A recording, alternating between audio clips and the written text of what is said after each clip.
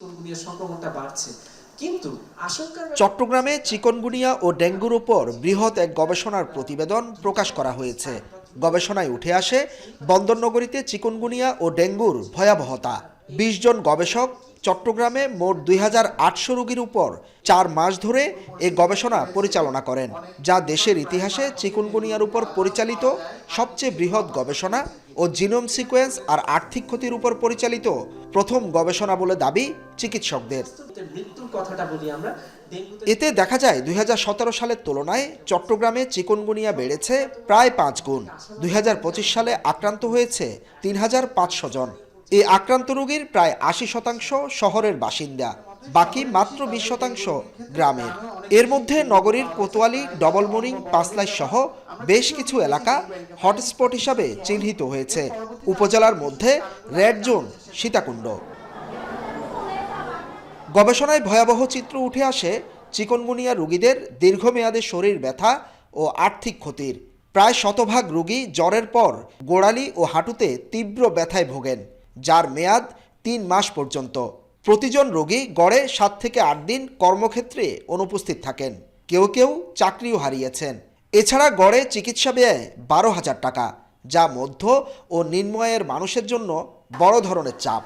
শুধুমাত্র শারীরিক জটিলতা নিয়েই গবেষণা করিনি, একই সাথে আমরা দেখেছি যে একজন মানুষ চিকুনগুনিয়াতে আক্রান্ত হওয়ার পরে তাদের যে দীর্ঘমেয়াদী যে সমস্যাটা হচ্ছে, একই সাথে তাদের যে অর্থনৈতিক ক্ষতি এবং যেটা দেশ এবং সমাজের উপর যে ফিনান্সিয়াল যে বার্ডেনটা, সেটা নিয়েও আমরা একটু দেখার চেষ্টা করেছি। গবেষণায় উঠে আসে চিকনগুনিয়ার ভাইরাস প্রকরণের অর্ধশতাধিক জিনগত পরিবর্তন হয়েছে চট্টগ্রামে, যাকে ভয়ঙ্কর বলছেন গবেষকরা। এছাড়া রোগ নির্ণয়ে দুর্বলতা, বাড়ির আশেপাশে জমাটবদ্ধ পানি বা আবর্জনা পরিষ্কারে সাধারণ মানুষের সচেতনতার অভাব এ রোগকে আরও আক্রমণাত্মক করেছে দাবি গবেষকদের। আমরা একটা প্রশ্ন দিয়েছিলাম যে আপনার বাড়ির আশেপাশে আবর্জনা আপনি উল্টে দেন বা পরিষ্কার করেন, অথবা টায়ার দেখলে ওখানে মশার লার্ভা খুঁজে পেয়েছেন কিনা বা এটা দেখেছেন কিনা।